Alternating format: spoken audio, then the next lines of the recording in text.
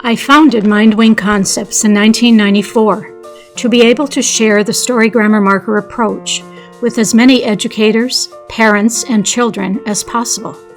Today, I'd like to take you through an infographic to explain the principles behind the story grammar marker approach as a dynamic, multi-leveled system that links oral language development to higher order language and cognitive skills for literacy. The infographic is entitled Discourse Language Development, Comprehension, and Expression.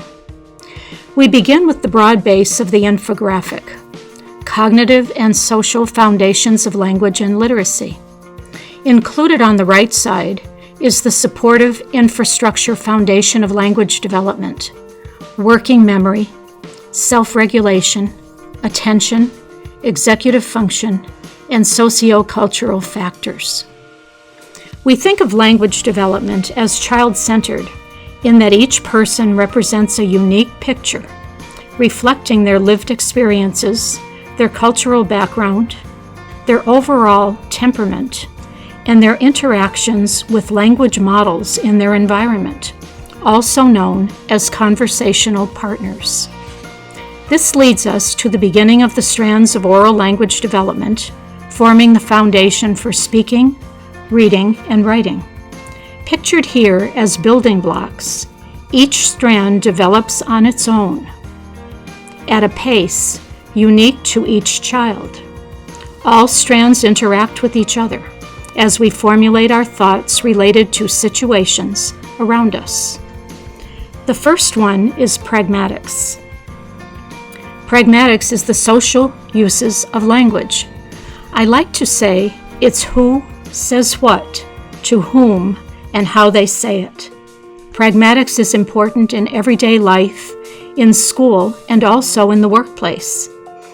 It reflects, in a broad sense, the social and cultural rules for everyday conversational situations, academic conversations, and dialogue in such areas as turn-taking, maintaining a topic, attending to tone of voice, nonverbal facial cues, or cues such as body language. Pragmatics is vital to the development of friendships and the ability to work together in school, at home, and in the workplace. The next level of this multi-leveled system is phonology. Phonology involves the sounds of language. It is the foundation for the sound system of language for speaking and listening, and carries over into reading and writing. These abilities help speakers to break words into sounds, make pronunciation clearer, and support word-level understanding and use. Semantics is a broad area reflecting vocabulary and background knowledge. We look for a vocabulary network developing over time related to background knowledge, the meaning of words and their relationships, including synonyms, antonyms, multiple meanings, figurative language, and the development of scripts such as birthday parties. As vocabulary expands over one's lifetime, people use precise word formations rooted in prefixes and suffixes of derivational morphology to contribute to the expression of meaning within sentences. Syntax is the sentence structure.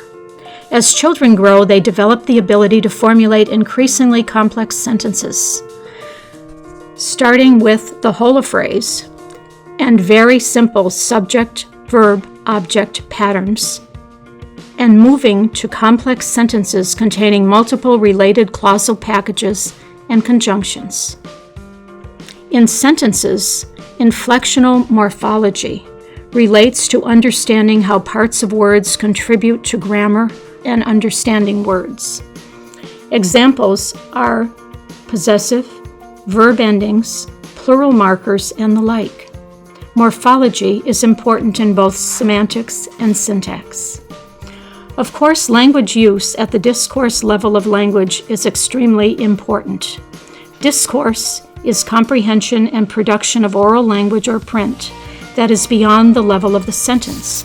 It includes three structures: narrative, conversational, and informational text.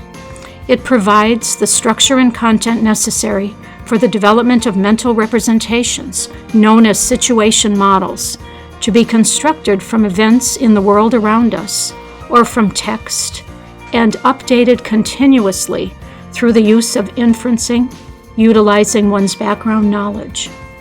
Finally, we look at the higher order language and cognitive and social skills: inference, awareness of text structures, comprehension monitoring, perspective taking, problem solving, talking and thinking about how self and others feel and think, a theory of mind, critical thinking, verbal reasoning, and social emotional learning.